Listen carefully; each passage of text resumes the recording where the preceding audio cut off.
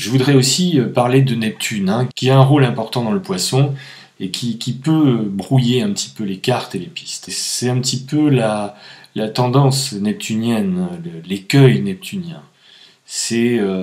Avec Neptune, c'est un petit peu soit la déperdition, soit la dépravation, la déliquescence, la grande noyade dans des univers surréalistes et complètement irrationnels, ou la grâce. Voilà. Neptune, c'est ou l'un ou l'autre.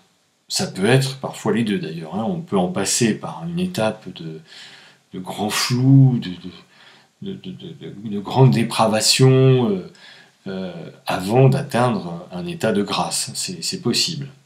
Ou parfois, on n'a pas besoin d'en passer par un état de dépravation. Et on atteint tout de suite des dimensions de grâce. Mais c'est vrai que Neptune, il a un petit peu cette double casquette. C'est une planète vraiment qui amplifie les choses. Il est un peu comme Jupiter, mais encore plus. C'est-à-dire Jupiter, lui, va accentuer, augmenter les choses sur un plan peut-être socio-culturel, et Neptune, lui aussi sur un plan socio-culturel, mais encore plus dans une dimension beaucoup plus vaste, beaucoup plus universelle. Alors quand on sait que ces deux planètes vont se mettre ensemble en 2022, puisqu'on va faire cette fameuse conjonction Jupiter-Neptune, dont nous sommes nombreux et nombreuses astrologues à parler, à essayer de développer. Donc là, on va avoir ensemble les deux planètes d'expansion du zodiaque. Donc on va avoir des effets surmultipliés de cette conjonction. Mais encore une fois, l'énergie va se manifester à différents niveaux d'expression. Donc ça peut être pour le meilleur comme pour le pire. Cette conjonction Jupiter-Neptune peut permettre des grands mouvements sociaux, mais encore une fois, rien ne dit ce que seront ces mouvements sociaux. Vous voyez, ce qui est important, c'est quelles vont être les motivations de départ de ces mouvements sociaux. Finalement, l'histoire nous montre qu'il a existé des mouvements sociaux absolument surréalistes et complètement... qui ont conduit les populations vers le pire. Vous voyez, et encore une fois, je précise bien, parce qu'on dit souvent que Jupiter est le grand bénéfique du zodiaque, ça c'est les anciens qui disaient cela, que c'est une planète de chance. Alors, je ne sais pas si ces mots-là conviennent pour moi. Jupiter est une planète d'expansion, d'accroissement, de développement. Les personnes qui ont dans leur zodiaque un Jupiter plutôt sympathique avec eux, effectivement, vont avoir certaines facilités à se développer, à s'étendre dans certaines choses, dans certains domaines, dans leur vie sociale, dans leur relationnel, etc. Mais la substance de cette énergie ne dit pas dans quel sens finalement on peut se développer. Effectivement, on peut avoir beaucoup de chance et beaucoup de facilité pour se développer dans des choses qui ne sont pas du tout vertueuses et qui vont dans des choses qui ne sont pas très honnêtes ou qui vont être dans des choses du pire. Vous voyez ? Donc, avec cette association à Neptune, ça peut être cela. Alors là, pour le coup, on va voir vraiment un accroissement un développement absolument presque illimité, parce que ce sont deux planètes qui s'affranchissent des limites, Jupiter et Neptune, qui cherchent à avoir une dimension illimitée et absolument sans contrainte, parce que c'est deux planètes qui n'aiment pas être contraintes. Pour pouvoir vivre un bon Neptune et un bon Jupiter, en tout cas de la façon la plus sensée possible, c'est important d'avoir un Saturne qui va jouer un rôle majeur dans son thème, ou en tout cas dans une articulation zodiacale. Saturne qui justement va poser des limites. Va poser des limites justement pour que on parte pas dans quelque chose qui peut parfois être insensé avec Neptune, et aussi donc avec Jupiter. Neptune, si vous voulez, avec ces deux-là, je vous dis, ça va vraiment être... Il va y avoir deux options, et peut-être même les deux dans une seule. C'est la dépravation ou la grâce. Voilà. C'est la grâce humaine, la grâce spirituelle, la grâce la grâce universelle, mais dans la même dynamique, dans le côté opposé, ça peut être aussi des grandes chutes, des grandes dépravations, des grandes noyades dans des mondes illusoires. Avec Neptune, on peut prendre des vessies pour des lanternes, par exemple. Avec Neptune, on rattache le complexe de Don Quichotte. Vous savez, c'est le héros de Cervantes, ce héros épique, qui est persuadé dans sa vision et dans ses croyances lutter contre des géants alors que ce sont des moulins à vent. Et avec lui, il a un compagnon d'épopée qui est Sancho Panza, et ce compagnon d'épopée, lui, a gardé sa lucidité, et c'est un petit peu le lanceur d'alerte, si je puis dire, de ce roman épique, et c'est l'éveilleur de Don Quichotte, qui essaie de lui dire, mais non, ce ne sont pas des géants, ce ne sont pas des monstres, comme tu peux les voir, ce sont de simples moulins à vent. Et Sancho Panza, bien sûr, n'écoute pas son lanceur d'alerte, il est persuadé de voir ce qu'il croit voir. Et donc, il faut qu'il aille se heurter aux pales des moulins à vent pour qu'à ce moment-là, enfin, eh bien, il prenne conscience de son illusion, hein, de ce dont il était persuadé. Et encore une fois, avec Neptune et aussi Jupiter, parce que là je parle de la future conjonction Jupiter-Neptune de 2022 dans le Poisson, en plus, on ne le dit pas, ça va être vraiment hyper amplifié.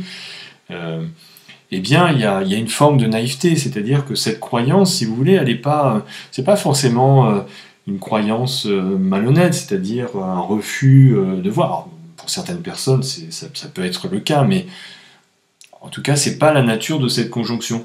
Il y a vraiment une espèce de candeur avec cette conjonction. En même temps, cette candeur est peut-être entretenue aussi, hein, c'est-à-dire que par des messages qu'on reçoit, par les médias, par toute chose, on nous entretient dans une forme de croyance et de candeur, et on a envie d'accorder du crédit à toutes ces personnes qui nous donnent ces messages-là. On a envie de croire très honnêtement et avec beaucoup de vertu, c'est ce qu'on nous raconte et ce qu'on nous dit, alors que c'est pas du tout la réalité.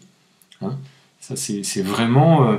il y a une espèce de naïveté un peu coupable, si je puis dire, mais bon, en même temps, qui est souvent vécue et manifestée en toute sincérité. Tout à coup, il faut qu'à un moment donné, comme Don Quichotte allait se heurter à la réalité, se confronter à une réalité, à une vérité qui tout à coup jaillit devant soi, devant nos yeux, et du coup même parfois jaillit d'une manière assez difficile et assez dure, pour que tout à coup le voile de l'illusion, qui peut être un des écueils neptuniens et aussi de Jupiter, que ces voiles de l'illusion tombent pour qu'on voit enfin la réalité telle qu'elle était au départ, et telle que peut-être certaines personnes ont essayé de montrer, de dévoiler. Hein. Donc voilà, donc je vous dis, hein, ce qui se passe en ce moment, donc démantèlement des valeurs, un bousculement total de tout ce qui faisait référence, tout ce qui nous tenait un petit peu dans nos sociétés comme base structurelle, base référentielle, plus ce Neptune qui vient jeter de l'huile sur le feu, jeter le trouble, et que du coup certaines personnes n'arrivent pas à bien voir. Et même parfois, c'est le propre de Neptune, c'est même quand on pense le voir, quand on pense voir la réalité, c'est ça qui est fou avec Neptune, eh bien ce n'est pas la réalité. Et c'est pour ça que c'est vraiment, c'est très subtil et c'est très difficile. Hein. Neptune est une planète un petit peu, qui est un peu coquine, quoi, hein, qui va, qui trouble un peu les choses, mais en même temps, le rôle de Neptune, c'est effectivement... Il a ce rôle de dissolvant universel, de dissoudre un peu certaines réalités ou certaines rigidités égotiques pour pouvoir nous faire rentrer dans une autre dimension et nous permettre de voir le grand dessein, le grand destin de l'univers de l'humanité et de voir que tout ceci est une articulation globale, générale, hein, mais en même temps, et c'est pour ça, de toute façon, dans le zodiaque, chaque chose, chaque signe, chaque aspect, chaque dynamique de planète a un rôle précis et très important, en même temps, donc d'avoir quand même du Saturne et aussi de l'esprit critique. Donc, comme on va être dans les dynamiques du poisson, du signe du poisson avec ce Jupiter et Neptune, ça va être intéressant de faire appel au signe opposé à la Vierge, et donc à un Mercure très observateur, très critique, donc de bien remettre les choses à leur place, de bien les classer, de faire du tri aussi, hein, et donc d'éliminer ce qui a besoin d'être éliminé pour justement essayer d'y voir clair dans cette grande conjonction Jupiter-Neptune hein, qui va vous amener une amplification de beaucoup de choses. Donc effectivement, il est possible qu'on ait beaucoup de messages à ce moment-là, beaucoup de communication, beaucoup de dans différents domaines, et qu'à un moment donné, on soit un petit peu perdu et qu'on nage un peu au milieu de ces vagues successives d'informations et de tas de paramètres dans lesquels on risque d'être un petit peu perdu. Donc à ce moment-là, il faudra observer ce que va faire le signe de la Vierge, comment va se comporter aussi ce Mercure Vierge, qui va être intéressant d'utiliser pour justement ne pas se laisser emporter par une espèce de tsunami géant absolument surréaliste et totalement... encore une fois, je reviens à cette référence du complexe de Don Quichotte, hein, ne l'oubliez pas, cette conjonction Jupiter-Neptune peut s'inscrire dans cette dynamique de ce complexe. Cet aspect, ça peut être à la fois un grand tsunami, une grande noyade dans lesquelles on pourrait être emporté, peut-être pas tout le monde, mais certains d'entre nous pourraient être complètement submergés par ces émotions, ou la grâce, c'est-à-dire vraiment la grâce suprême, quoi. Voilà, j'espère que j'ai été assez clair avec tout cela. Je vous souhaite de passer un très bon week-end et je vous dis à très bientôt.